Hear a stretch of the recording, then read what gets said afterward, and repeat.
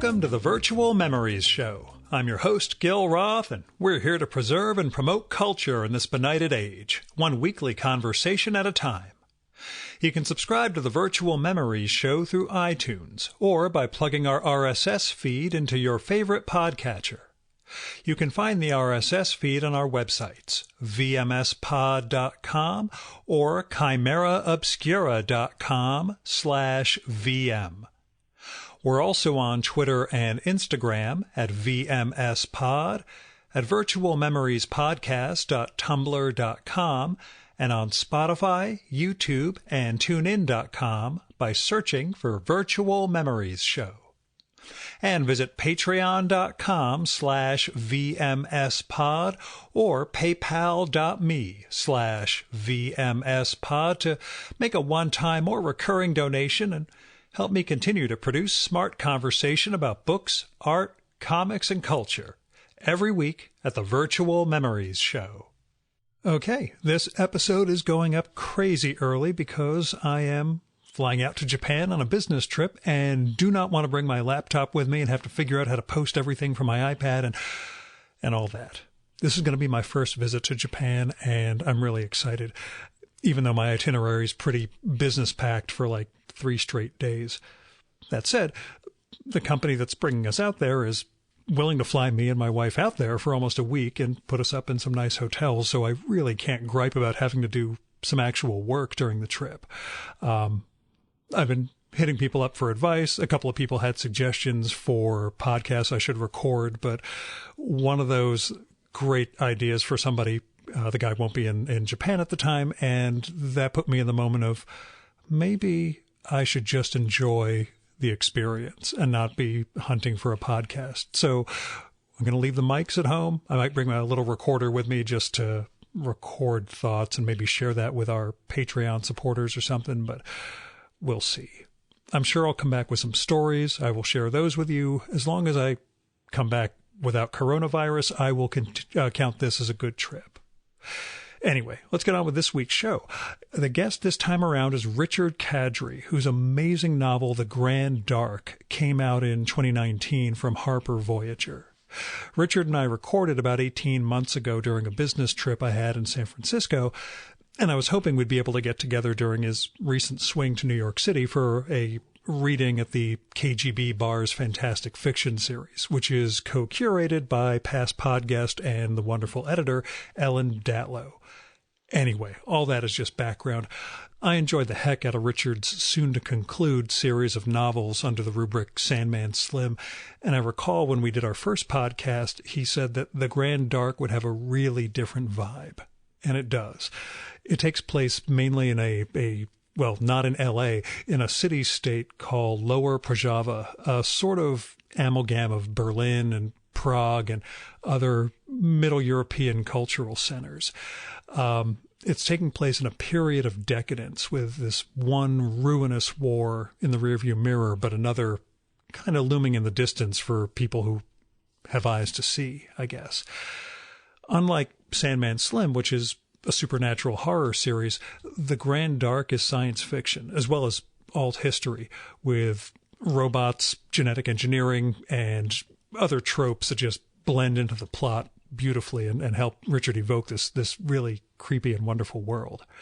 The lead character in The Grand Dark is a bike messenger in this city, and as Richard will tell you in the conversation in a minute, he's not the chosen one.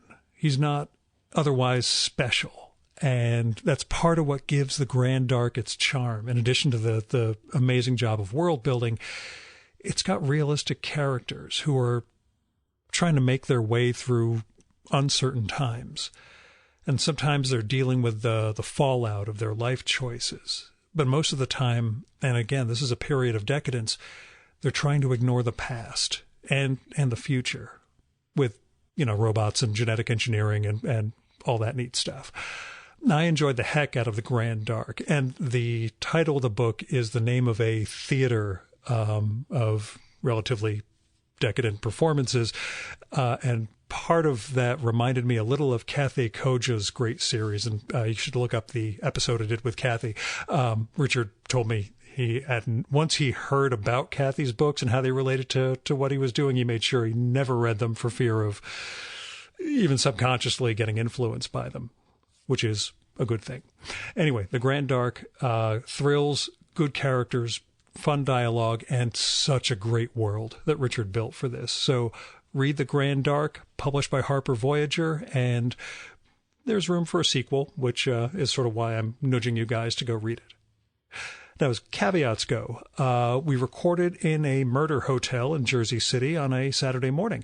Richard and Cassandra Kao, next week's guest, were in town for that reading at the KGB that I mentioned, and so we figured we'd get together that Saturday to record.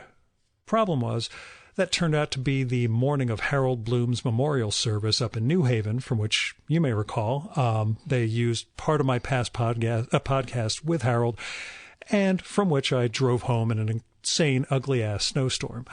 Anyway, Richard and Cassandra were kind enough to offer up an 8:30 a.m. start time so I'd be able to get both of their sessions in and then get up to Yale on time for the service. So thank you, guys. Is that a caveat? I guess the caveat, and it'll carry over to the next week's episode, is that we recorded starting at 8:30 in the morning, which is a little early for some supernatural and science fiction horror writers like these two. Anyway, here's Richard's bio. Richard Kadrey is the New York Times best-selling author of the Sandman Slim supernatural noir books. Sandman Slim was included in Amazon's 100 science fiction and fantasy books to read in a lifetime and is in development as a feature film. Some of his other books include The Wrong Dead Guy, The Everything Box, Metrophage, and Butcher Bird. He also wrote the Vertigo comic Lucifer. And now, the 2020 Virtual Memories Conversation with Richard Kadrey.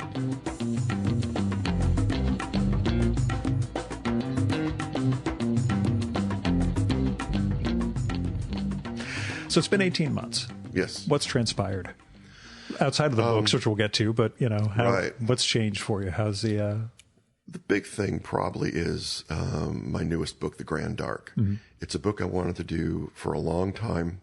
I've had this idea, for years now. And for me, it was a very, very different kind of book. And I didn't know if anyone was going to like it, or if people who read me were going to accept it. It's a much slower book. It's a book with a lot of world building. It's not this world. Mm-hmm.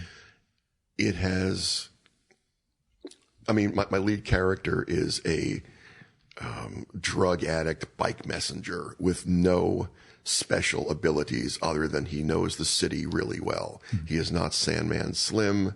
He is not Coop from the Coop books. He isn't a Superman in any way. And he's not the chosen. He's not the chosen one. Yeah. Absolutely. He's just some poor slob who got caught up in things. And I really wanted to tell that story.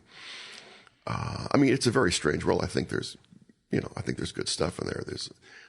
It was all based on Weimar Germany, but, I added robots and genetic engineering. Yeah. Because, that's what you do. But I just wanted to do something that was very different and to push myself in a new way. And I guess I ended up pushing my readers because I had a lot of them just go, oh my God, this is the slowest book in human history. Because the beginning, again, Sandman Slim books usually start with a fight. I'm very deliberately do a James Bond opening to all the Sandman Slim novels.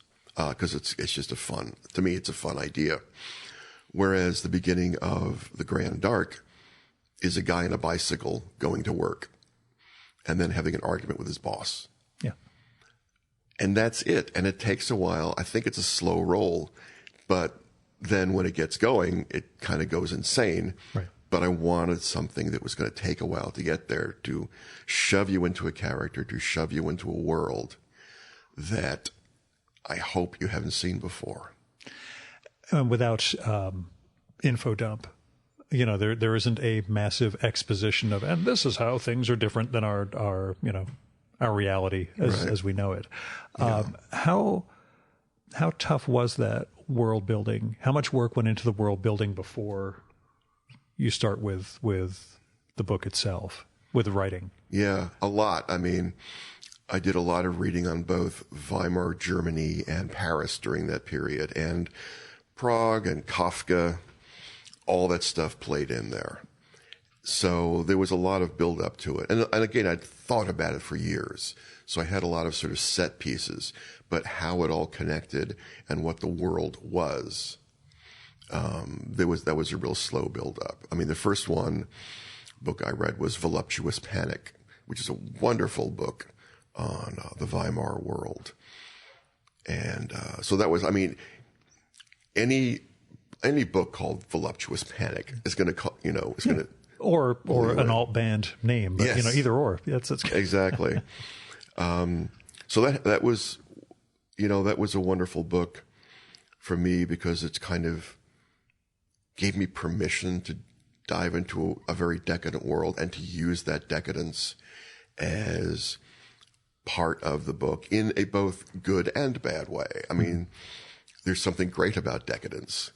There can also be a desperate side to it. And that's a lot of what I wanted to write about in the book, is this desperate period between two wars when everybody is grabbing for as much pleasure as they can because they've come out of one horrific event and unconsciously or consciously know that the horror will fall on them again. And what first drew you to it? Was it that Voluptuous Panic, or did you have longer roots? I was just fascinated. I've always been fascinated by Weimar Germany. Yeah. And I can't tell you why. Cabaret thing or anything weird like that? Don't say The Sound of Music, although that could be funny too, but The Sound of Music would be great. Yeah. Ever since I was 6 years old. And And Cabaret, right. It's all musicals. Musicals are what drew me to Weimar Germany. I don't know. I mean, it was just one of those strange things of a society between wars that, again, in the history I read, is that there was a certain part of that world that knew World War I settled nothing. Reading a bit of that, and I don't remember where from or when I read it, but just the idea of life between wars. Have you read Berlin, the Jason Lutz? Oh, no. I have those afterwards. Oh, okay. No, people gave them to me afterwards. Yeah. The Jason Lutz comic, he finally finished, I guess last year? Or 2018. Finished about 500-something pages. But I didn't read it. Yeah. And, it just takes place in the interwar period, right. but, isn't alt reality or anything that would, you're ripping off Jason. There's none of that. You know what? Who did you rip off? I'm sorry. You mentioned Cabaret. Christopher Isherwood is someone I read. Yeah. I mean, that's the thing, is trying to find those, trying to find that balance between something like Voluptuous Panic, which is about the thing, and then the experience itself. Those actual real life experience of someone like Isherwood, where it's just that firsthand thing of just, here's what I walked out the door, this is what I saw, kind of stuff. Yeah. So that was, and I just made a lot of crap up. Yeah. And I mean, when you get into that, that interesting vibe about Germany, I mean, David Bowie's album Low had as much influence on that, The Grand Dark, as anything else. There's a feel to that, that book that felt like that period. And like I said, it's not just Germany. I mean, there's a lot of Prague in there too. So I had that feel of both Germanic world and Eastern European world that I was building on. You visit those areas? Or have you been? I have not. That's the other thing that fascinates me. I mean, I have all this collected material. I desperately want to go to Prague, especially. I want to go see several ossuaries, and there's one outside Prague. Yeah. That's always drawn me to it. And I'm a fan of a lot of Czech culture. Svankmajer, in his own way, was an influence, and so were the brothers Quay. They're very strange animations. In fact, the theater, the Grand Dark, in the book, is a lot of that was inspired by the brothers Quay Street of Crocodiles animation. The dolls, the galvanic dolls that actually do the plays were inspired by the little creatures in Street of Crocodiles. And it's always good to not mistake the Brothers Quay for the Brothers Cray, which very different, very different. Very critical to make sure we groups. have that differentiation. Absolutely. How much of a departure was it for you doing something like this? I mean, I know you started out in more of an SF vibe than Sandman Slim, doing sort of whole cloth new world. Like that this. Was really a challenge, man. Just going into it, realizing I've never made a whole world before. Yeah. And both the responsibility to make that make sense, but also, this is funny, I've been in a lot of world building panels, and my obsession with telling younger writers, do not fetishize your world building. Elaborate. Don't overbuild, you mean? Or don't get caught up in it at the beginning. Mm-hmm. I've seen writers, especially younger ones, think they have to be Tolkien. They have to invent Elvish before they can start the first page of their book. Yeah. So what happens is they'll spend years building up their society right down to what the napkin rings look like. And the story never happens. They burn themselves out on the world building. What I try to tell people is, you can look out the window and see part of your world and then start writing it and fill in the details, then walk out the door and see more details and walk down the street. And you can fill out your world as you go along.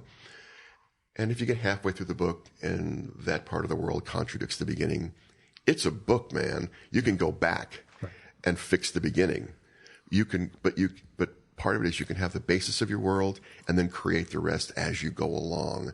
And then when you're at the end of the book, go back and make it all hang together. Yeah. How much of a tightrope walk is that? The world building, the character. I mean, you talk about that desire to have a character who was not special. Right. And then the plot, trying to put story to permeate or to weave all that together. There's still the what came first, chicken or egg thing. Or perhaps at what point did you feel confident enough to begin what this became? It's like a lot of my work, which is a lot of my books come out of thinking about something for years. Sandman Slim, I was thinking about for probably 5 years before I wrote it. And what happens is I have the idea, little bits and pieces, just sort of keep sticking to it. And at a certain point, there's enough sticky stuff in my brain that it becomes a little bomb. And then the bomb goes off and I have to write it. And that's kind of the way The Grand Arc was. I haven't written a full book to sell in years. A Sandman Slim I sold but after having written like 150 pages and refusing to write anything more if the book didn't sell. Because I felt that point in my career that I was stuck, and that if Sandman Slim didn't sell to anybody, I was never going to write a novel again. That I'd given up. I just write short stories. But Sandman Slim sold. It did pretty well. And since then, my book proposals have not been the book itself. It's been, okay, people trust me now. I can write a detailed proposal of what I think. Here's the basic story. Here's the characters. Here's an outline of what I want to do. And I can propose that. And then people trust me enough to buy the book. The Grand Arc was completely different. I sat down and I wrote, again, a big chunk of the book in secret and just sent it to my agent and my publisher. And just said, I want to do this. Because I actually had a book contract at that time for a different book. And they liked it enough to say, forget the other book. Do this instead. So I was really happy that worked out. But I had to write it to see if it was a book. I had to write it for myself, not to sell it. I had to write it to see if this screwy idea I had was a thing. Yeah, and when was the last time you experienced that? Was it really the first Sandman Slim? Was the last time first Sandman you felt Slim? I had to sit down and write. This has to be done. I had to write over 100 pages. Was the first time. I mean, most things now, if I doubt it, if I sit down and write maybe 50 pages, it's like, okay, this is a book. I can figure it out from here. This feels like a book to me. Favorite blurb you've gotten for this one? For Grand Arc? Yeah. Was there somebody who you were kind of hoping you were going to hear back from in a good way? The blurb part was kind of a mystery to me. I mean, I was so exhausted by the book at the end. I didn't even think about that stuff, honestly. I'm happy that people liked it. Chuck Wendick said some nice stuff about it, and that was really cool because I admire his work. But I honestly can't remember the other blurbs right now because it was all such, at the time it was done, it was all such a whirlwind. Because I did a map. That's the other thing, too. Yeah, you actually have a map in the frontispiece. I swore early on in my career I would never have a damn map. And then... It wasn't written in runes. Exactly. So that's at least, that's a sort of half measure, I guess. My publisher suggested a map, and I said, are you fucking crazy? And then I polled my readers, and, do you like maps? And 85% loved maps. So it's like, all right, I'm being a... You're that guy. I'm being a grump. Yeah. I'm being a jerk. Let's make a map. Mm-hmm. So, yeah, we did the map. So... really writing the book and even after the book was done, working on the map, it was such an intense process that everything that came after, again, things like the blurbs and stuff. Oh, and selecting the cover. It was such an intense process all the way through that I was really, really worn out by the end of that book. The Grand Arc and the book I just finished were like two of the most exhausting things I've ever done. And the book you just finished is Sandman Slim number 11, Ballistic Kiss. Okay. I thought so, but I wasn't sure. It was an exhausting book to write. Why so? Donald Trump. Yeah. Well, did you fall into the same hole that William Gibson fell into? I fell in, not quite the same. Let me throw out 300 pages and start over again. Yeah, no, I didn't have to do that. I had friends right when Trump was elected. I had writer friends who went into deep depressions and writer's block. Like people who'd been writing books for years. Trump was elected. What happened to the country? It just fried them. They couldn't work. And I never have that. I never have writer's block. I never have any of that stuff. I can always, if I can't figure something out, I have tricks that I can do to sort of work around that. But I couldn't. When I started Ballistic Kiss, I couldn't. Like, Trump finally got to me. Yeah. 3 years of this, the impeachment beginning, I froze up. I couldn't work for long periods. And all through writing the book, all through the rewrite, I feel really guilty because both the book were very late and the rewrite was late. I just had to sort of grab myself and just shove myself through the process. I think the book came out all right. I mean, I'm not saying this is a tortured, horrible book. Yeah. It's a Sandman Slim book, and I think it's full of fun stuff and ideas and people punching each other and drinking too much. But the actual physical process was as difficult as the Grand Arc was. And it's a much smaller book. Yeah. And something I don't want to say have a template for, but I know the world. I know the world completely. I know the characters. I wanted to change. I mean, like with each book, I try to change some things up. And this book, there's a lot of changes that happen in the world and to Stark. But it's still a world I know well. Also one that you're preparing to close down?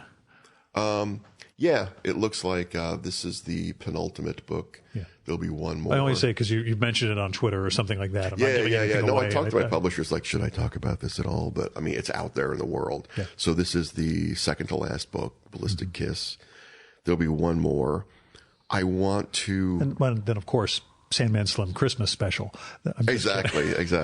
With Wookiees and the whole thing. But Dancing Jawas. Yeah. I don't want to be the last guy at the party. Yeah. That's what it is. I want people to have liked the whole series. I want to get out while the getting's good. I want people to have fond memories of it. And frankly, there's also that Donald Westlake thing of like, if I stop writing this for a while and 5 years later I have a good idea, I want to be able to come back to it without having worn out my readers. Because Westlake did that, Richard Stark did that with the Parker books. Like it was, how many years before he wrote the last one? And then like 15 years, was it? I think he just said the voice went away. Yeah. Then it came back. Yeah. And I want to be able to do something like that. If years from now something happens, it'd be nice not to have people sick of the world, pissed at me, So we're hoping you don't end this book, the next one, with an apocalypse. So Right. at least leave yourself some room. Some room. And progress with, because everybody brings it up when they talk to you, adapting Sandman Slim. Or I can't talk about a lot of it. Okay. It's complicated. Yeah. But I can tell you things are occurring. That's pretty all much people what I can will say. want to hear. That's Yes. something is happening. We don't know what, but it's Right. going somewhere. But do you feel a sense of, I guess, closure in that respect with knowing that you have the last book for now? I know where it's going, and in my head, it's a satisfying conclusion. I'm pulling together a lot of stuff. I mean, book 12 will relate to book 1 as much as anything else. And that's what I wanted to do. I mean, I wrote, it's a 12-book series. It's basically 2 6-book sets. And I wanted book 12 to kind of loop back to the beginning of the whole series. So a lot of stuff that came out of book 1 and that seems settled along the way. I don't think I'm giving too much away. Will be book 12. It's that thing in your life where you go like, well, I'm done with that. Let's move on. And then that thing just jumps on you. It doesn't leave you alone. It does not leave you alone. And I wanted to do that and have some resolution to all of that.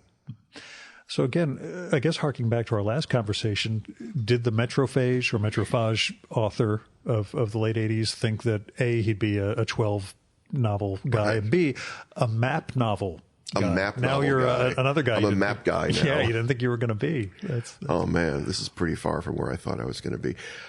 The fact I've written like 15 books now. The fact I've ever done that amazes me. The fact anybody wants my stuff. The fact I have fans. I have people who like me and hate me. I mean, that amazes me. That people have enough opinion of me to hate me. yeah. It makes me as happy as having fans. I realized I had come into my own professionally when I discovered that someone else considered me to be his nemesis. Exactly. I was like, really? I had that much value in this world that you think I'm the guy who's out to destroy that? That's tremendous. I never thought of you before, but that's Exactly kind of which I think hurt him even more than my nemesising him. But But it's a wonderful thing, and that's again, it's something I tell especially younger writers who want to be loved. Like, you'll be hated. You will be hated, but it's like every fan you have, there's somebody out there who thinks you are the worst writer who has ever lived. And they will leave comments. And they will tell you that. Yeah. Yes, I have had that happen. But there's something great about that because it's still, you're affecting people. And you have to kind of take joy in the hatred as much as the fandom. Yeah. One of the very early lessons with the show, the more authors I interacted with, was the damned if you do, damned if you don't. Right. Take with this stuff in terms of you could have made the Grand Dark Sandman Slim in, your fictional lower Yep. city, whose name I can't pronounce. Alora Prajava. Prajava. Okay. I figured, but, Yeah. I also thought I'd just embarrass myself if I tried. But that sense of, again, if I give them the same thing, they're going to say Richard just writes the same novel again and again. And if I change it up on them, they're going to say, why did he not give me the same novel that I like reading again and again? Exactly. And that's why, at a certain point, you just have to go, I'm going to take the leap and see what happens and do something very, very different. And, I'm satisfied with it. I think where it came out, it was a lot of work. A lot of editing with my editor at Harper, David Pomerico. Oh my God! It's so early in the morning. It's so early in the morning. I'm still stunned that you said come by at 8:30. We'll record. I just figured that meant you were going to be rolling all night on meth or something. But that's my usual take. Except, you know what happened? My jacket isn't quite up to 20 degrees in New York right now, and being outside a lot yesterday. It drains Cold drains you. Beat me up. And I never had that before where I just got back. Jim Woodring and I had the same thing the first time we recorded. He'd walked from Brooklyn back to Manhattan and didn't quite know how cold, not this cold, but still over the hours, it just sort of drained him to the point at which he months later said, I really wasn't up to snuff when we did our thing. Let's record another one this fall when we're at the SPX. I'm like, oh, okay, you're Jim Woodring. Fuck it. I will sit down with you forever. That's not a problem Absolutely. at all. And we'll be dressed, more appropriately. Right. But yeah, this weather, it just suddenly veered this way. Unlike last weekend when it was 70 here. But yesterday was a great day. I got to go to St. Mark's. And my wife and I had our first date. We met at St. Mark's Books back when it existed and was on that corner. Well, existing, the fact anything exists there at all that I remember, the first thing I wanted to do was like, okay, I want to go to St. Mark's. Is Fun City Tattoo still there? And is it in the same place? Yeah. Because they drew in the concrete out in front. You had that great picture you posted with Cassandra's legs. With Cassandra's legs. Lower legs. That's it. I was so happy. I was so delighted. I didn't recognize so much of the neighborhood anymore. So many things were. A lot of it is for NYU students. Now. They're gone or they're moved. Sounds is gone. St. Mark's Comics and DJ Lenny, who used to stand on the corner selling mixtapes. Yeah. Even Trash and Vaudeville. Oh yeah. At least it exists. Kim's. God. The funny thing is, oh my God, all we're reminiscing about is like late 80s, early 90s, which is still passé as far as St. Mark's goes. And even our nostalgia is for a bullshit era, but it's our nostalgia. So yeah, it's unfortunate. But yeah, my wife and I, first date, met on the internet. The first date was going to be, let's meet in St. Mark's Books. And that was, and then it moved a few blocks east and then went under as bookstores these things tend to do. Yeah. We were going to take a picture last week on my birthday in front of the empty storefront because I don't think anything has ever moved in there because Duane Reade and Starbucks and AT&T apparently haven't found that corner yet. So I was very tempted. We were driving through the Bowery yesterday, and I was very tempted to go back and take a photo in front of CBGB's, which is now, I think, Robert Vartana. I'm not sure if I'm pronouncing it properly, but it's a very high-end men's clothing store. John Vervatos. John Vervatos. There you go. Yeah, I was making something up. That's who it is. Well, they also have a Target near there that's the logo and everything are styled like CBGB. Oh, dear God. Yeah, and that's New York now, but... Yeah, I feel bad about some of that stuff, like caring. Like, I don't know. Is it nostalgia? Is it just wanting something to preserve? Like, this was a significant place. Yeah. And we kind of have to respect it. Or is that just a bullshit excuse to have nostalgia? I don't know. Yeah. It's a question, of the... what was there before that? Exactly. Somebody else would long for. That said, when you hear about Booksellers Row, and you realize all that's left is the Strand, and the only reason that's still there is because they actually own the building and they get the money off the rent for everything else. Right. I was reading Frederick Tutton's memoir last year about 1950s and early 60s, that area in New York, and it's just, bookstore after bookstore. That's all that was there. And that's what transported him from the Bronx into the life he ended up taking. Yeah. Now, it's who's taking their selfies in, the Joker's, staircase in the Bronx or wherever it is. Yeah. It's just what are the photogenic spots that I can try and I think there should be a staircase fandom because of course we always have the Exorcist staircase too. Which we had a friend of ours. Their daughter was graduating from Georgetown last May, and we were driving by, and the the Lyft guy had to point out, that's the Exorcist staircase, and that's the pull-up bar right next to it that people try and get all jacked on before running up and down. That's so great. I love that there's a fandom around that staircase of people lying on the ground dead at the staircase for their selfie.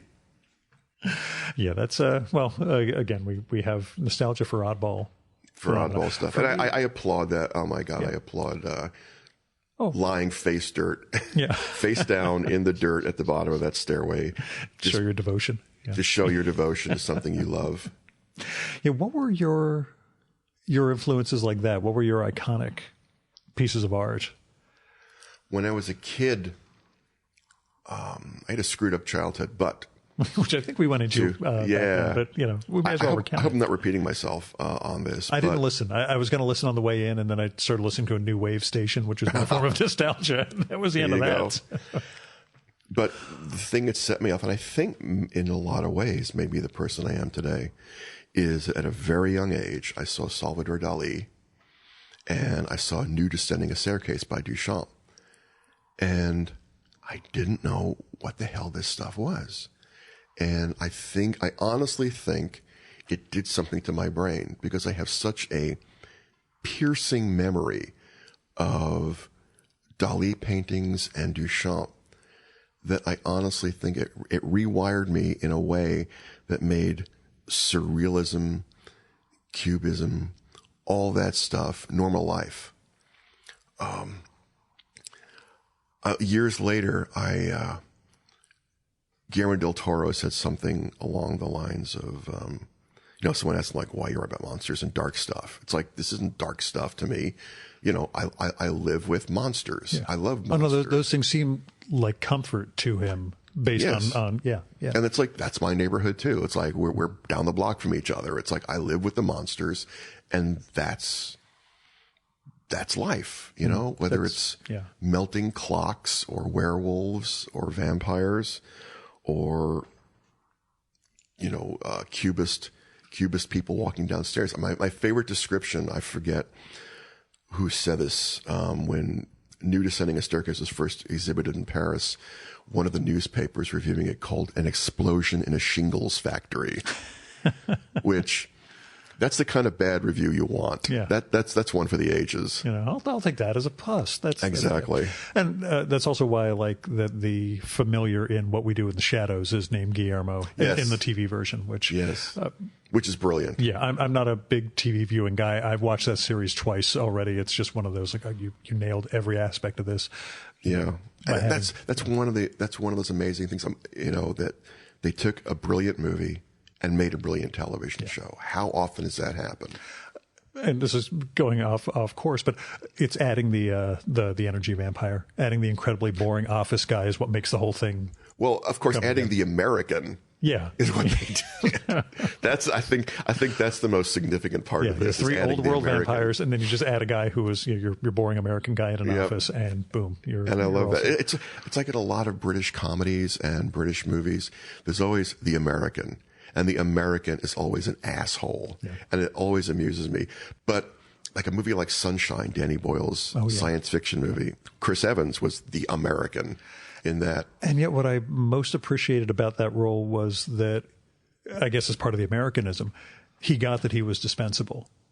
He got that he was dispensable. In key moment, he knew, I have to die here because the weakling guy is the only one who can actually make sure the bomb works. And, That's the thing is he recognizes himself as part of the team, and in his arguments, as asshole as they are, he wasn't wrong in some of his arguments. And I found that's one of the things that I see in that. I don't know if it's a critique of Americanism or if it's just an amusing, I'm sticking it to Americans. Yeah. What is it? Taking the piss out of Americans. But I admired the way Danny Boyle did that in that movie of like, this guy's a complete jerk, but that doesn't make him wrong. Mm-hmm. You thinking of straight SF in your future? I actually have some science fiction ideas, man, which is terrifying to me because I haven't done it such a long time. Mm-hmm. But I have two big science fiction ideas. Two are very cyberpunk, my old stomping ground, and one is very Ballardian. And I don't know which one I want to do. I'm going to talk to some of my editors. So none of these are completely commercial, but but then you said, "I'm Richard Kadrey." But then, what are we expecting here? But then it's like, do I want to do the Ballardian one, which is just going to puzzle everybody on Earth? Let me ask: how would you characterize Ballardian without describing your idea? Because the scope of what Ballard was. I still don't know how you. That's a really good thing. That's a really good point. When I say Ballardian, what the hell does that even mean? For me, it was the stories that affected me at the beginning. It's empty swimming pools. It's broken sunglasses. It's the lone lost person. And which, you know, again, is a reflection of his childhood during the war, that wandering, you know, when he lost his parents, sort of wandering around. To me, the story I want to tell, it is a isolated person. But there's also gangsterism. There's also weird computer science, things like that. But the reflection is somebody I think of as a Ballardian character, as someone in one of those early stories that, oh my God, I wrote an article about this story. In SFI, I just always throw that magazine up because it was an all-time great. But I can't even think of the story title. I apologize. We'll put it in the show notes. Just at me afterwards. Yeah, please. Yeah. But that, you know, lone figures wandering through their own brain and the landscape, which, you know, sort of bounce off each other. Mm-hmm. That's a kind of Ballardianism to me, and that's the one I want to deal with in this story, of this lone figure in this strange landscape who is doing probably inexplicable things that make perfect sense to him, but from the outside would just seem like some kind of ritualistic or even cruel, horrible person activity. I'm still disappointed the wrong Crash won the Oscar, but that's my... Oh my God. I've been pushing that movie on people for years. I've never actually watched it. I read Crash back in early college. Yeah. Again, the same time I would have been reading you, and those reading lists that people were coming up with from Bruce Sterling and people like that back in the mid 80s, just beyond. But Cronenberg's Crash to me is just brilliant, and it's a romance. People forget that the end of that movie is pure romance. You have to get past the you know, quote unquote weirdness of it to realize this is a love story. It's weirdness for squares, you know. It's weirdness for squares. I do remember I went to a press screening of that, and I went with Kathy Acker, and Kathy and I were the only people who left that screening smiling. Yeah. Everyone else was just scowling and furious at that movie. It sounds like the Brad Pitt story that he just told about going to the premiere of Fight Club, or maybe a screening, where he and Ed Norton got high as fuck beforehand. The two of them watched it in the back row and were laughing at everything. And it's the entire audience is just dead. They weren't getting any of the humor. And that's when we realized maybe it's a different movie than we thought we were making at the time. But those things all seem really funny when we were working on them. But yeah, sometimes, you know. Yeah. You never know what people are going to take from your work. Well, I even find that with my work. I get a lot of guy fans complaining about Sandman Slim because they like the guns and the punching and the profanity. And over the last few books, Stark is becoming more human. I mean, the whole point of the series was the humanizing of a monster. Sandman Slim in the very first book is a monster. He is a horrible person who would do anything to anyone if they got in his way. And over the course of the books, he's become more connected to people, more connected to the world. And, you know, every now and then I get, quote, fan mail or tweets from people who just, you know, like, Stark is a pussy now. You know, why don't you go back and do him like the old days? And I have to say, this last book, Ballistic Kiss, I've written, those guys are going to go out of their minds. If they're still reading me, they are going to hate this book so much because, I mean, it's called Ballistic. There's a lot of guns and a lot of punching and a lot of fighting in it. But it's called Ballistic Kiss because there's also fucked up romance in there. It is so complicated. And so like there's emotions splashing around everywhere. So. But we're in northern New Jersey, and around here, The Sopranos is the biggest thing. And guys really were into The Sopranos. They didn't really get all the psychological stuff. And why isn't Tony doing this, and this? Right. The same reason I think that people hated the wife on Breaking Bad, because she was holding him back. And it's like, no, you don't understand. The whole point is Right. This is about family. She's the human. She's the human in this story. And you run into that, though. And I imagine as an artist, you run into that problem with, as we were talking about earlier with Cassandra, the idea of audience expectation. They're looking for that hit again and again of one type of thing. Right. And, you and the character both evolve. Or Exactly. I mean, that's the whole, and actually, some of Stark's evolution is mine too. I didn't want to say it, but you do seem a little more human than 18 months ago. But, but there are things Stark did that I wouldn't put in the book now. Even his language has evolved. I don't know if people are even aware of it, that his profanity has changed. The amount of profanity has changed. The kind of insults he would use against people. There were things early on in the books that I wouldn't have him say now, that I wouldn't have anybody say now.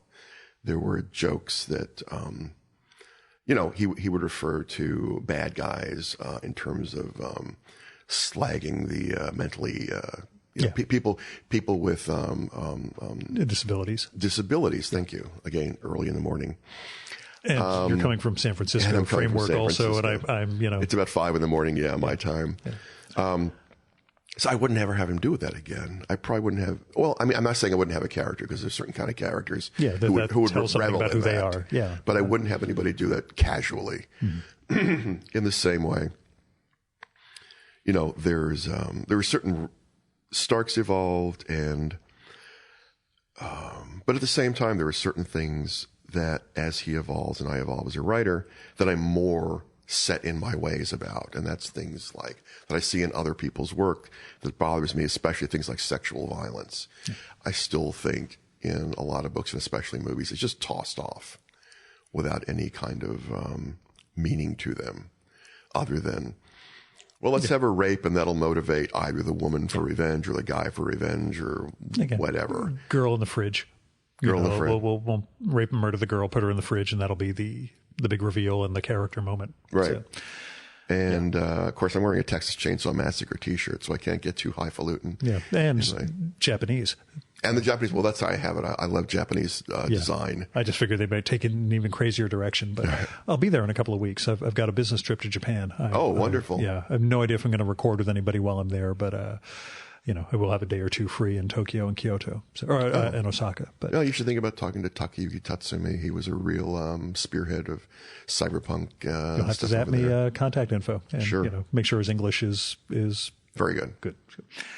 The Grand Dark potential series sequel. There's potential stuff. Yeah. Again, I hate sounding Hollywood IP kind of a guy, but it's like, there's so much stuff with all this stuff that I can't talk about. There's like, yes, there are people interested in various ways about various things that may never happen. But you do see it as something that has the room to expand. Oh, I'm sorry. I thought you meant in terms of like a movie or something like that. Oh, no, even a sequel or, I have a second book in mind. Yeah. It does seem as you close it off well, but there are things that I could see. Oh, absolutely. Yeah. Very much. I keep saying, and I apologize for that. For God's sake. It's, nobody's listening. That's exactly. It's too early for even the listeners. I definitely have a second book in mind, but in that commercial way, if the first book has to sell well enough, I can't even call it a first book. Grand Dark has to sell a certain number for a publisher to be interested in me doing it again.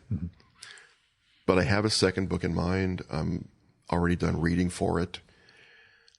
And research, and research is never a bad thing. Like, okay, maybe I can't do the second Grand Dark book, but that research is going to go into something else. It'll find its place. And it's just beautiful, fun stuff. Like, one of the things I ran across in reading some of this stuff, just out of the blue, was there's a wonderful book about the plague in San Francisco at the first part of the 20th century. No one knows about this. The city buried the story. The Black Death crawling through San Francisco. It's wonderful stuff. I love hidden and forgotten history like that. So that's that kind of research that, it's going to go somewhere, man. It's going to go somewhere. And teaching a course? You mentioned that's talking to scary people as hell. about world building, but I know you've actually scary. posted a thing about writing dark urban fantasy. For LitHub this Yeah. March. Yeah, that's scary, man. How'd it come about, and did you ever think you were qualified to do, or do you think at this point that you're qualified to do it? Well, one of my lines in my bio is Not qualified to do anything. That's not right. qualified to do anything he does. Yeah, exactly, man. I'm not qualified, but I will teach people how to be as unqualified as me. I've been talking to LitHub on and off for a while, and I finally thought about it enough to go, you know what? Maybe I can sort of sit down and write. I do have a lot of ideas. Sit down and put them down on paper in a way that's logical. And yeah, I've done enough panels now and enough. I've done some weird little one-off teaching things that it's like, okay, I think maybe I can put this together in a way that will be useful to people, to differentiate dark fantasy from horror, to talk about world building in an interesting way, in my own little weird little theories about that, and my weird little theories about plotting, and all those. For me, it's not like a big course. It's like, here's a million little things that will help you. Clarion was like that. I went to the Clarion workshop like 5,000 years ago, and Clarion didn't change my writing, but it gave me like a whole little pile of tiny things to work with that, 20 years later led to Sandman Slim. So you can blame them. So I can blame them for it. So if you hate me, you hate Clarion. That just struck me with the panels that you do. How often do you come out of one when you're just a guest on a panel, feeling as though you've learned something from the other panelists? How much listening can you do, knowing that you might also have to speak / entertain, which I guess goes back to the horrifying dream of being back in grade school, right, and not knowing when the test is coming. But now I've learned from Cory Doctorow. I actually bring a little notebook to my panels now, and if somebody says something interesting, I will make a note about it, because the way panels work often is, so I say something interesting, then 15 things will happen between that. Right. But if you have that little note, you can go back, well, 5 minutes ago, you said this, and that made me think of this, and that'll start a whole other discussion. And now you know why I carry this goddamn thing with me. And everywhere. that's why you have your little pad. There's actually my last episode. It was my birthday last weekend, and happy birthday! Thank you. These things have been discontinued by the South Korean paper maker who I use.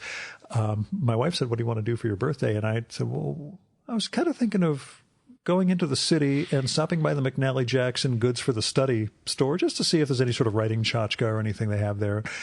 She's stuck with me, so she came along, and they had 5 more of these. I just grabbed, bought, left. I'm like, okay. There's a Japanese maker who makes something similar to this exact thing that I'm completely obsessed with.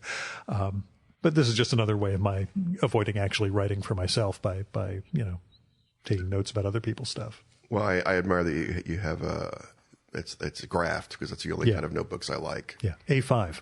There you go. Which again is a strange shape and size, but it's perfect for and I figure if I need to go portrait or landscape, it's I'm perfect. Good, it's perfect. And the pens, of course, I'm also completely obsessed with just having this one particular type. It's nothing magical, but I have about 3 boxes of these. I'm the same way. I always buy them by the box when I'm getting it. Yeah, I use a Bravo pen for signing now. I use a Bravo. It's beautiful. Yeah, for something like that, I figure you guys have to have something specific. Absolutely. But do you do much longhand writing, or do you go directly on computer most of the time? It depends. Yeah. This is one of my little writing block tricks. If I ever get stuck working on the computer, I switch to longhand. If I ever get stuck on longhand, switch back, or just physically change my location. So depending on the book, depending on the project, there will be huge handwritten notebooks. I mean, the Grand Dark notebook is an inch or 2 thick of my handwritten scrawls. The original notebook for Sandman Slim is the same. It's just pages and pages of both written in the notebook and little scraps of paper that I just shoved in the notebook. So some books have huge handwritten Bibles to them. Others, like Ballistic Kiss, went straight into the computer. And I don't know why certain books go one way or the other. But the last, Ballistic Kiss is the last one that went right into the computer. Grand Dark was written on 1 million scraps of paper. And it can just vary from book to book like that. I've sold a couple of the notebooks for charity, for various causes. And so you're not going to pull the Chip Delaney, everything gets shipped up to, I published Chip many, many years ago. Yeah. Every iteration of a chapbook, which I had to edit on a daily basis because he would call with little. I am not surprised to hear that. Every one of them had to be sequenced, and they were all going to be sent up to the Muger Library at BU or something like that. Right. But I'm not Chip Delaney, man. No one's going to want my crap. When I can see the Kadrey collection, that's when I go through and copy edit something, it goes to the recycling bin when I'm done. I don't save that stuff. I have some of my notebooks that I'll either keep for my own amusement or, again, for charity. Yeah. Give them the notebook, let them auction it off, make $1,000. Is there a degree of thinking of posterity, of your legacy? But no kids. Yeah. So, you don't have the family thing to Right. concern yourself with. The one thing about having written a bunch of books that are relatively popular is Loved and hated, as you said. loved and hated, Yeah.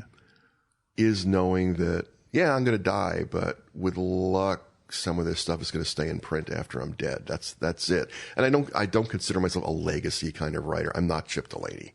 I'm not going to write Dahlgren, Which is for the best. You'd be a very different person if you were that guy. So, yeah. But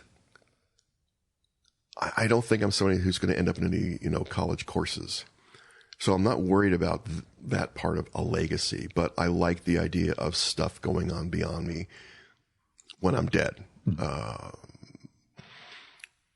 That's fun. I do think about my own death, probably more often than a reasonable person should. One of my favorite things last year and earlier this year is I have this massive funeral playlist that I made in iTunes. I have that. I have songs to be played in the event of my death is a playlist under my name. So yeah, that's. And I'm putting it. I have it on iTunes, and I'm sort of updating it on Spotify too, so people can find it. It's very sparse on Spotify right now, but I'm going to go through and add a lot of new stuff to it. It varies on what rights each of those platforms have. Songs they own. That's the thing that annoys me is like.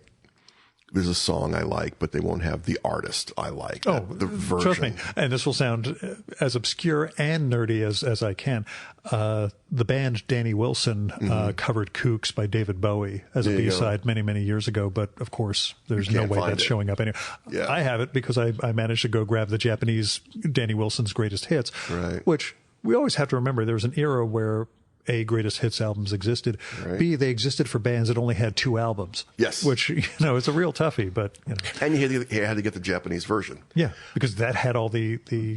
That had this. That was another one of those revelations when I was doing a lot of record reviewing. Is like, wait, the Japanese and the German versions are different. I have to get 3 versions of this album because is debatable, but we had to. Yeah, but I had to. Yeah. Realizing, wait, the song order is different, and there are 2 different songs on all 3 of these albums. So all 3 are different concepts. Even recently, and this is going to lose me a lot of credibility, trust me. Although Liz Hand and I had this conversation about prog rock a couple of years ago at ReaderCon. 3 Sides Live by Genesis. Which I can already see the black cloud descending. I was a Genesis fan in my youth. I was a prog rock fan in my youth. Solid. Yeah, I could sort of see that. 3 Sides Live on Amazon Music doesn't have the studio tracks from the 4th side. It's more live stuff, which I didn't realize when I asked it to play something and it didn't have it, but it did have the other songs from 3 Sides Live. I eventually let me look at their version of the album, and it's everything, and then it's a whole bunch more live stuff. I'm like, there are 2 different ways this defeats the purpose. One is that there's no studio part. B, there are no sides anymore because we don't have LPs. Yeah. So, although we do have LPs again. I forgot. Oh, you do? Yeah. I remember Lou Reed hating CDs many years ago because you could hit shuffle. Yeah. And he said, I spend so much time carefully constructing organizing an album. Yeah. What the fuck are you people doing? There's also the songs that feed into each other that get cut off right in the Yeah. And I'm terrible about that stuff too, is of hitting shuffle all the time, and having those last 30 seconds clipped off something. Yeah, when it's supposed to feed into the next. It's supposed to feed into the next song. Because once again, nostalgia and dating ourselves. That's well, it's funny seeing. Is it nostalgia, or is it just people discovering that stuff in the past was really good? Seeing all this. Okay, there's all this vinyl out there, but now you're seeing 180 grain vinyl. Going like, no, there were, again, buying the German version. The Germans had better vinyl than we did back in the day. So I had one little import record store in Houston, Texas, when I was buying albums during that period. And I'd have to pay twice as much because they would have the German version of something. Yeah. And that was how we got Under Pressure. Because it wasn't on Queen's Greatest Hits in the U.S. You had to get the German one. There you go. Yeah. It's also how I got my credibility with Thomas Dolby when we recorded, because I told him about how my college years, I had to have a friend who was going to Germany, gave him $30 and told him to come back with the Flat Earth on CD because that wasn't available at all. Right. So, I just was going back looking at old Bowie videos recently, and I forgot Thomas Dolby played keyboards for him at Live Aid. Oh, yeah. The other great Live Aid, was it Live Aid? No, it was the Freddie Mercury one. Or George Michael did Somebody to Love. Right. You ever seen the rehearsal video for that? No. Oh, God. It's on YouTube. Just look up Somebody to Love rehearsal. Okay. And it's just George Michael and the backup singers and the musicians from Queen. And he's going. And you could see Bowie with this look on his face like, I'm not going on after that motherfucker. Really? He's bringing the house down in a room full of rock stars. Right. George Michael just doing rehearsal soul is annihilating the room, and it's just Bowie's just like shaking his head over there like, I'm not. You know, stand next to Seal or somebody, and they're just. I love stuff like that. Like when the Who and the Hendrix are playing at the festival, and they were arguing about who's going to follow who. It's like we do not want to follow Hendrix. Yeah, and Sam Cooke's memoir biography had that also. There was, God, I forget who. It was a 3 or 4 bill tour, and whoever had to go whoever went second to last, was the winner because they knew they were just going to destroy the house. Yeah, great. Now I have to go on and everybody's ready to leave, and you've already annihilated us. So we've gotten pretty far away from dark urban fantasy here, but I figure this is our second time around, so we can actually shoot the breeze. But that sense of feeling stuck that you talked about earlier, that's something you'd ever encountered outside of our fucked up historical moment? That sense of things are a lot better now. I'm glad I'm not working on a big project. I'm planning big projects, but there's still a little bit of that Donald Trump disease crippling thing in my head right now. I don't want to write another book right this second. That's why I want to do stories, maybe a novella or two. Yeah, I was going to ask, do you do much short stuff? I have the new the last Sandman Slim is also due in a few months, so I need to get on that. But I need to do some smaller stuff in between. Yeah, have you been doing much short fiction? I don't only for specific editors these days. Okay. If Ellen Datlow calls, sure, going to write for her. John Joseph Adams. I was going to say, from your KGB thing, I think, like I say, it was 5 past podcasts, 4 or 5 podcasts in the room at the time, and I thought, that's a pretty good percentage. Getting Ellen and Henry and Dan Perkins, who was the guy who connected us. Yeah. Along with you guys. But so Ellen's one of those editors. Ellen's the first one. Ellen's is one of the best editors I've ever worked with. In a very quiet way. She will very quietly dismantle your story. Yeah. Tell you the things that are wrong, and often tell you ways to pull stuff together. And in a very quiet way, and it's really, really helpful. I really enjoyed working with her. Were you resistant to editors earlier in your career, or had you always got that this is part of, I've had good and bad editors over the years, and good editors turn me on to editors. I've learned... You can identify bad experiences. I can identify bad experiences, and I started out as a journalist. And one of the things I learned is... don't put up with bad editors. If someone tries to edit you in the wrong way, you go up to them and you have it out. So I've been really lucky not to have to do anything like that for many years now. So I've been lucky. I've had editors who just, but then I've had a handful that were just really good. David, my book editor at Harper, Ellen Datlow, John Joseph Adams. I mean, all those people have really helped my work along the way. Mm-hmm. And I learned a lot working with them, compressing things, making things obvious that that weren't obvious that I thought were, backing some things off. So, any chance you have to learn from somebody smart, you're always lucky. With a track record, especially. With a track record. Yeah. It's like if Ellen says, write me a ghost story. It's like, all right, she has a pretty good track record. And that means that she thinks enough of me. That's the thing about those editors. They think enough of me to want something from me. And you have to honor that. So at least try to give them something that's worthy of their reputation. Yeah. More shorts, or just shorts as I don't want to say palate cleanser, but just something to get you away from the thinking long form? I want to do more shorts in general. Yeah. I do. I have a couple of novellas and story ideas. I would love to do more of that this year. Like I said, Sandman Slims do about 2/3 of the way through the year. And I'd love after that to be able to do some short pieces interspersed with the next novel I know I want to do. So I want to get better at scheduling so that I can do big things and little things along the way this year. And same question, writing routine or practice? Are you able to? This is probably one of the reasons I was so blocked on this last book. Mm-hmm. Ever since Trump became president. You spend the morning reading the news, getting irate, and losing all steam about actually writing. Sorry, I'm putting words in your mouth, but I've heard that refrain from a number of artists. Get on Twitter, get on The Guardian, get on these things, and then I turn on television news because it's like Twitter's better at this because it's so by the minute. So if anything happens right that second, it'll be there. But I have to turn on the television. I can look at the news from last night, but I have to turn on the television in case something explodes at that moment. There'll be a breaking news thing at that moment. So I have to have all that stuff going at the same time, which is a stupid way to start your day. I'm aware of that. That's how most people operate, though. And it does raise the question of, do we really need to know everything as it happens? Exactly. Yeah. That's one of the things that's nice about touring is you kind of lose the connections to those routines of like, oh my God, I have to have the news. Where was I? Was on tour and I literally fell off the news for a week. Mm-hmm. And when the tour was over, I jumped back to the news and nothing in the world had changed. Yeah.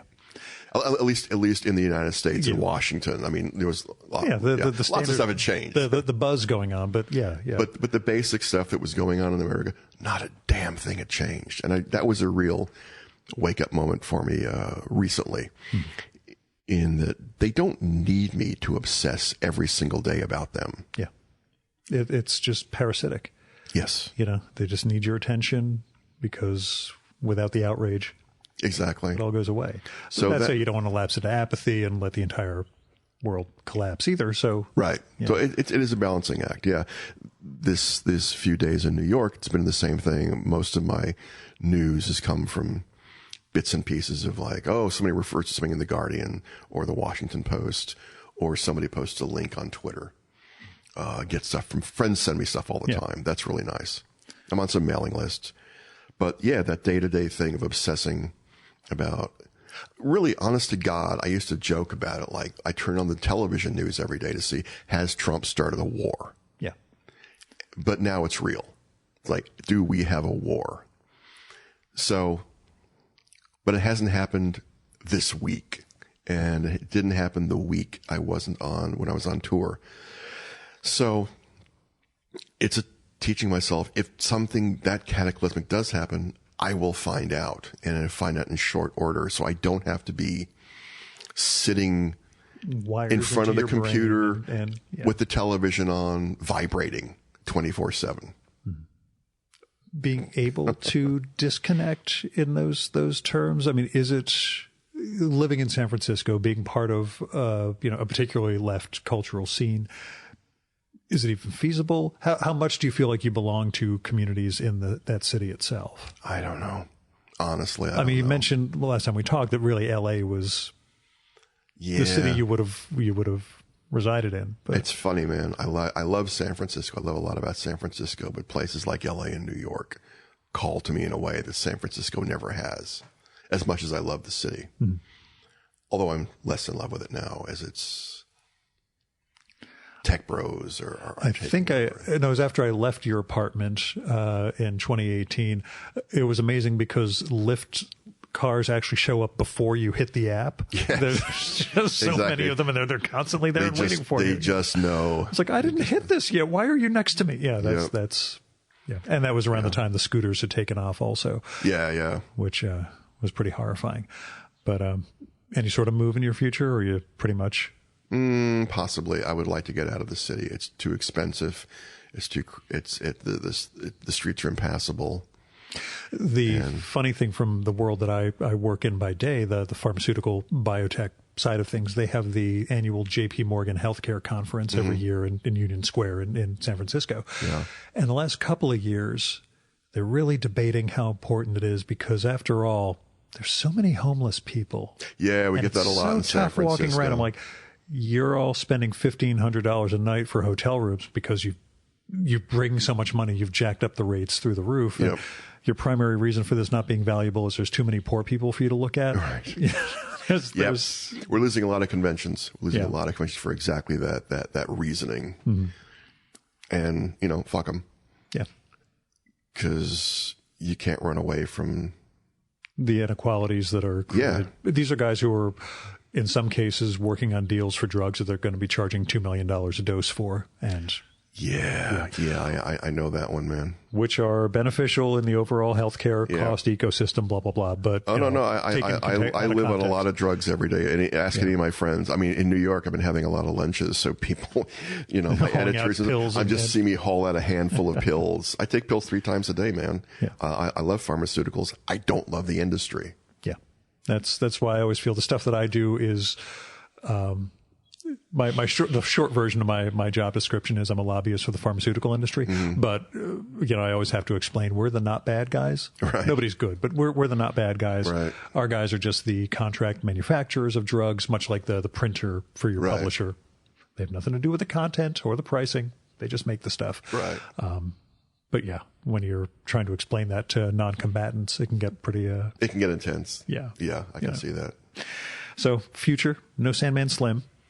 Let's say 18 months from now. 18 months. Given it's been 18 months since we last spoke. What do you see, Well, hopefully, Sandman Slim, in 18 months, the book might be out, and I hope people enjoy it. Yeah. I have some film stuff in development that's not Sandman Slim related. I mean, I have like an original screenplay right now that's connected to a director and see if what happens with that. I have some other screen stuff I want to do. There's a possibility of getting in a writer's room on something. I'm kind of fascinated by the idea of writer's rooms for television, the idea of collaboration. The older I get, the idea of collaboration is more interesting to me. When I started out, and I think probably maybe a lot of young artists feel this way of like, no, it's all about the lone artist in their little garret creating brilliance. And now as I get older, it's like, you know what? I'd like to be in a room with 5 or 6 really creative people, really creative, smart people, and see what happens. I know there'll be huge fights, but in my collaborations so far, like in comics, between the artist and the writer and the letterer and the colorist, stuff happens that I never planned. Yeah. And it's wonderful. Just going back and forth between the pencil artist, I will describe, here's the scene I want to do. And then they'll go, what about this? And you get something 10 times better. Yeah. That was, I recorded with David Lloyd a couple of years ago, and we set the record for the longest conversation with David Lloyd that didn't mention V for Vendetta. It took us about an hour and 45 minutes to finally get around to that. But I asked him, Alan Moore, renowned for those incredibly detailed scripts where everything is broken out. You two collaborated early in his career. Were the scripts like that? Oh my God, no. And if he ever gave me something like that, I would have told him where to shove it. No, you write the dialogue, I draw. We're gonna go that way, Alan. And that's how the book worked, apparently.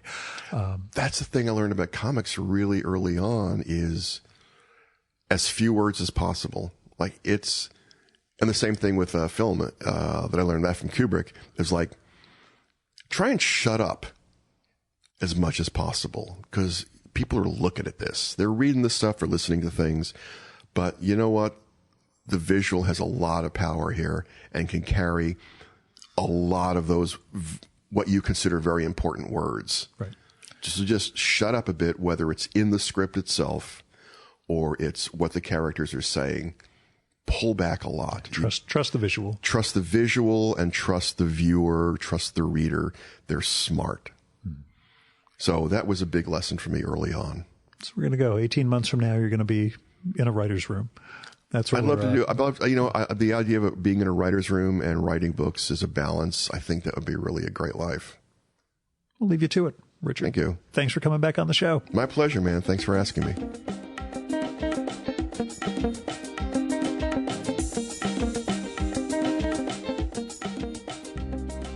And that was Richard Kadrey. His new novel is The Grand Dark from Harper Voyager, and while it's a departure from the slam-bang action of Sandman Slim, it's a really wonderful world that he creates and a fascinating story. I'm hoping he'll be able to expand on it with more books, so that means you guys are going to have to give it a read and turn your pals onto it, so get hopping. Now, you can find more of Richard's work and all sorts of info about Sandman Slim and some of his other writing at his website, richardkadrey.com. And that's RICHARDKADREY.com. Now, after we wrapped, I asked Richard, so, who you been reading? And if you want to hear his answer to that and get some extra conversation, you'll need to become a supporter of the Virtual Memories Show so you can get access to our quarterly bonus podcast, Fear of a Square Planet. I'll get the fourth quarter 2019 episode up soon, I promise, but this whole Japan thing has really created a lot of anxiety for me, as well as a lot of busyness as I'm trying to clear out a lot of other work because I'll be gone for a week. But you can check out the third quarter episode, and that features an hour of book recommendations and fun conversation with Carl Stevens, Emily Nussbaum, Kate Maruyama, Laniers, Christopher Brown, Caleb Crane, David Shields, Dawn Raffle, Amor Tolles, Simon Doonan, Simon Critchley, and Sylvia Nickerson. You can support the Virtual Memories Show via patreon.com/VMSpod or paypal.me/VMSpod. I've got all sorts of goals and goodies in place for patrons, including that podcast, a patron-only blog, which will probably have some uploads from Japan, handwritten show notes for every episode, my secret project, which is actually a zine called Haiku for Business Travelers, and I'm hoping being in the land of haiku gets me rolling on that, and more. So go to patreon.com/VMSpod and support the art of fine conversation. Now, I recorded this episode at a murder hotel in Jersey City, along with next week's episode featuring Cassandra Kaw. No tolls getting down there. It was just gas money and $2 for coffee at Dunkin' Donuts. Still, if you want to help defray some of the costs of the Virtual Memories Show, like web hosting, travel, equipment, and coffee, or just toss me some money because you think this show is worth it, then visit patreon.com/VMSpod or paypal.me/VMSpod and make a one-time or recurring donation. A special thanks go out to Jamie Anderson, Nick Bartosik, Buzz Carter, Michael Hacker, Michael Janizik, Fred Kish, Annie Koyama, Jonathan Kranz, Kevin Katila, Jack Lescamella, Edie Nadelhaft, Stephen Nadler, Barbara Nessim, Jim Ottaviani, George Fow, Payne Prophet, Dmitry Samarov, David Small, Stephen Solomon, Greg Tanner, Ford Thomas, Armando Veve, and Garrett Zecker for going over and above in their support of the Virtual Memories show. We've got the full list of show supporters at chimeraobscura.com/VM. Our music for this episode is Fella by Hal Mayforth, used with permission from the artist. You should visit my archives to check out my episode with Hal from the summer of 2018 and learn more about his art and painting. And you can listen to his music at soundcloud.com/Mayforth. And that's MAY4TH. And that's it for this week's episode of the Virtual Memories Show. Thanks so much for listening. We'll be back next week with another great conversation. You can subscribe to the Virtual Memories Show and download past episodes at the iTunes Store. You can also find all our episodes and get on our email list at either of our websites, vmspod.com or chimeraobscura.com/VM.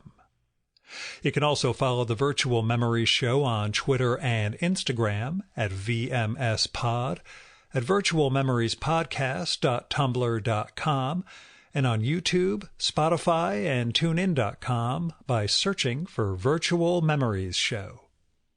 And if you like this podcast, please tell your pals, talk it up on social media, and go to iTunes, look up the Virtual Memories Show, and leave a rating and maybe a review for us. It all goes to helping us build a bigger audience. Now, you've been listening to the Virtual Memories Show. I'm your host, Gil Roth. Keep reading, keep making art, and keep the conversation going.